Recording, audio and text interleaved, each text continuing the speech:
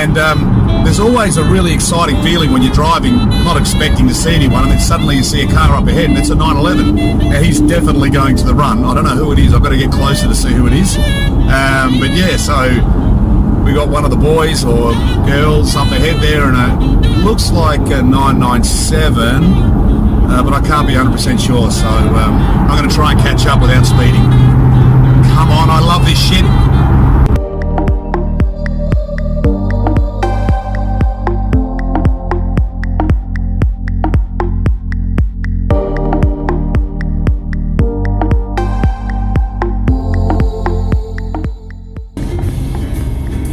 There's one of those mornings where you've got to drive and you're heading to meet the guys and the gals, and there's a bit of cloud around and a bit of rain, and then you just know the day's going to be one of those greasy sort of wet days where there's sun and rain and there's not.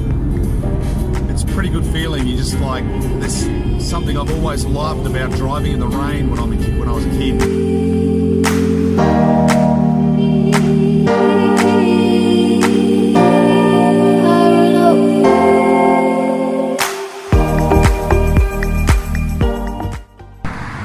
Okay, so we're at the meeting point now. We're just about ready to go.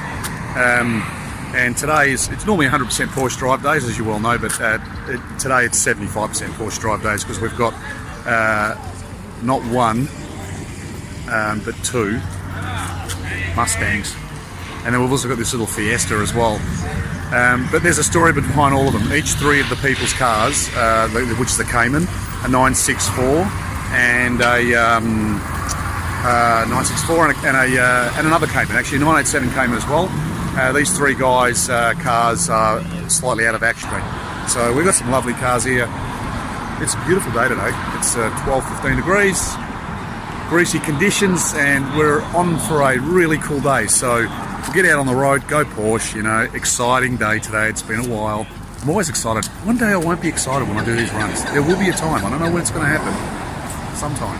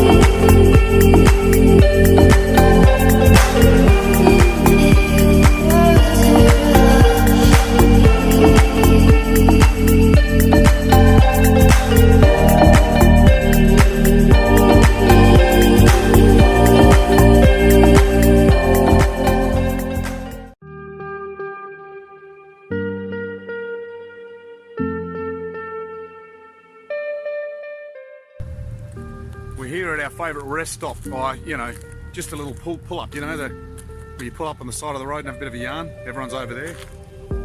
Pretty good. A few of the stragglers coming in, and there's a nice bush over there which everyone likes to visit. Yeah, we're having a good day. It's a bit greasy. The road's a bit greasy, so you just got to take it easy. You know, when you're driving your 911 or, you know, obviously any car, but 911s because of the rear wheel, you really got to be careful how you put that power down. In any speed. I mean, even if you're cruising along at highway speeds and you come into a sweeping bend, you just really don't want to get on it too early. I was watching that last night, the supercar fails on YouTube. You can watch that all now at night, they're mint. And you can tell the guys that are lose control of their car, especially in there's Ferraris and Lambos and that, they're in a straight line, they put the foot power down and they just go out of control because they're just getting too much power in the back onto the wheels.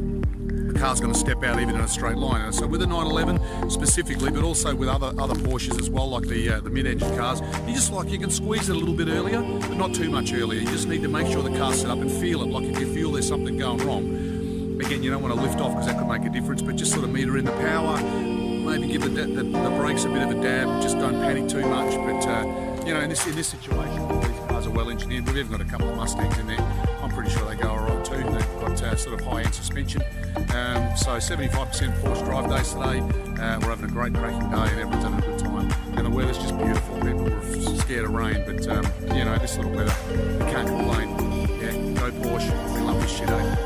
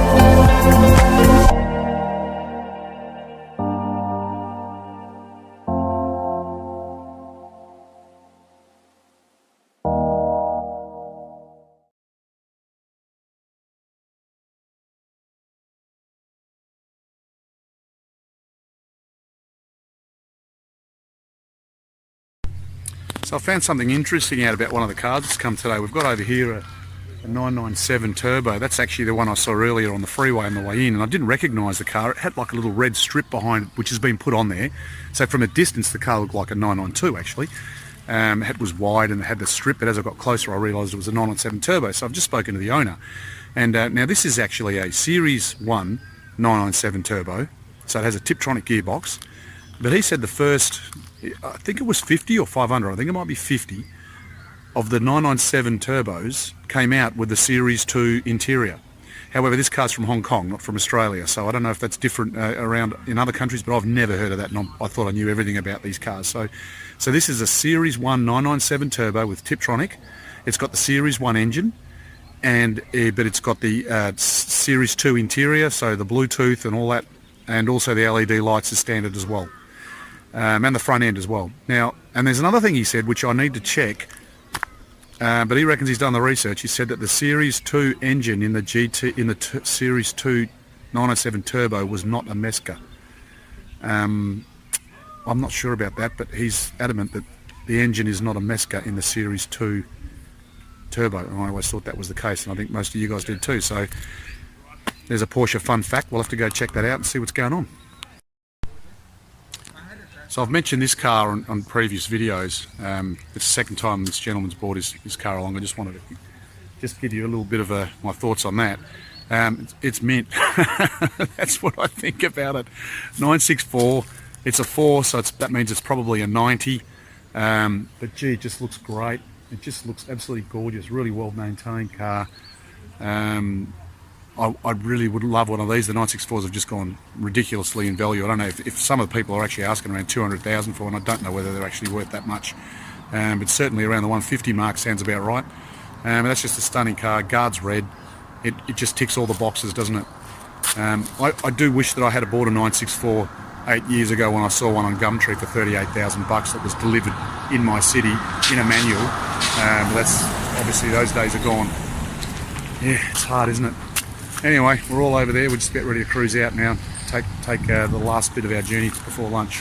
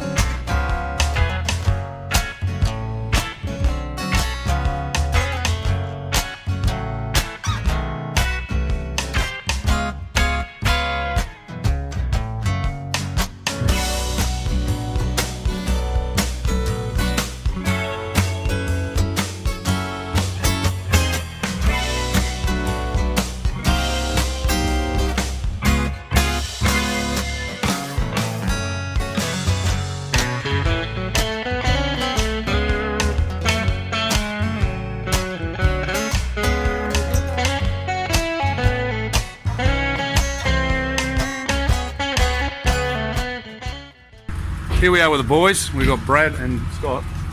So how was that drive, guys? What did you think of that? That last section.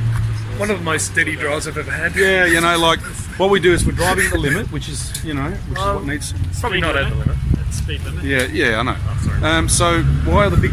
We're all smiling, and see Jeff over there. He looks like he's in a good mood too. The beautiful cars. And Oh yeah. And now we're going to go and have a beer. So handling capabilities. yeah, you know, especially that corner, you know, 60 kph, 70. You like you just squeeze the throttle and it just sort of pulls out of the corner there. What are you laughing at, mate? 170. You got that all-wheel drive system. I'll put music over that. You got the all-wheel drive system working for you. Oh, the all-wheel, mate. I tell you, this 4S here. Excuse me, but this thing goes around corners like you wouldn't even believe it. This thing goes around corners because of the 4S, and I've had a 4S, so I know. I don't know 997. I tell you, they're good. They've got extra weight up the front. It tucks the nose in. Crazy car. Here come the rest of the boys, including that little Ford Fiesta over there. That turbo I was talking about. We're at one of our favourite places. Anyway, we'll go and have a drink, and I'll, you know, these days, I don't know. I've said it a billion times. They're bloody mint, mate. Mint. Very grateful to be out here.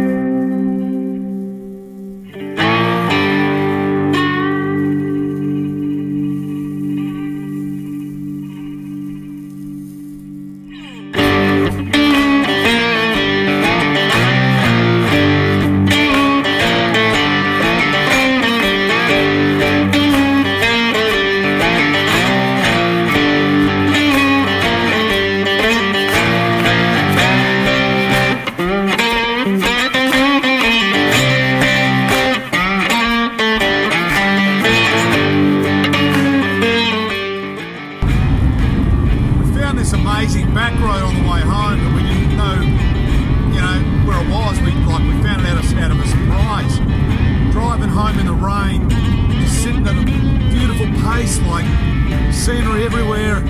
It's raining, I'm following Scott's car in. I mean, it's just, you know,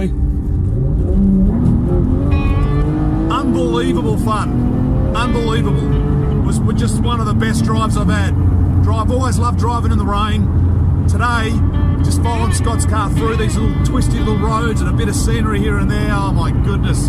It doesn't get any better. It really doesn't. Like, if anyone ever watches these videos, and I know not many people do, and I don't really care, I only do it for us, but you know, you've got to get your car out on the road and drive it. You've got to find roads less travelled. Use your noggins and just get out there. Don't leave it in the garage. Don't make it a garage screen. I used to worry about K's on this car. I used to worry about it all the time. I don't give a rat's anymore about it now. I just drive this thing because there's an engineer somewhere that created this amazing, amazing car. It's engineered to do things that your brain can't even comprehend, and we're never going to be good enough to extract the technology or the, you know, the engineering out of the car, and certainly not on public roads where really we're always at the speed limit. But you know, even driving at the speed limit on these roads is just sublime. It is absolutely incredible, especially when you get to the smaller twisty roads. The car just comes alive. The suspension on this thing is ridiculous, but it's quite frankly ridiculous. It's about this high off the ground. It never bottoms out. Not in the when I've got the damper set to stiff, or when I've got them set to standard. I'm hitting these bumps and undulations. The gearbox, I'm driving it in manual mode, and by that I mean I'm lifting it off the throttle, changing in a second, back on the throttle, like a manual. The only thing I haven't got is a clutch, but there is a clutch in there doing the job for me. You know, I've got the cars behind me, the guys, we're finished now. We're actually cruising home. But like, I know we're all thinking exactly the same thing, and if I could get out now, we'd all be high-fiving each other, smiles on our faces. Tomorrow I've got to work, all the guys are going to go back to work, but today we've gone out and we've just done something incredible. I can't stress enough. Get your car out on the road. Get a mate, go by yourself, find some empty roads to just drive without traffic and pull over on the side of the road, take some photos of your car. I hope I can do this for the rest of my life. I really do. This is just as good as it gets. And anyone out there who thinks, oh yeah, maybe one day, do it next weekend. Do it next weekend, you know. If you want, if you're in my area, put a message, send me a message through YouTube or something, and I'll send you a few roads I know. But you've got to take your Porsche and you've got to go out and you've got to extract that special thing. I don't know, guys. that know me, guys that know their cars know what I'm talking about. It's very, very hard to put your finger on, but it's there. It's been engineered into the car to make us happy, and that's what we pay for. We pay for that. We pay for the fact that these cars can stay planted and give you this special feeling when you hit some bump that just, I don't know. Really, I just read my mind, people. I'm a happy guy when I'm doing this shit, I tell you. Go Porsche, I'll see you at the next one.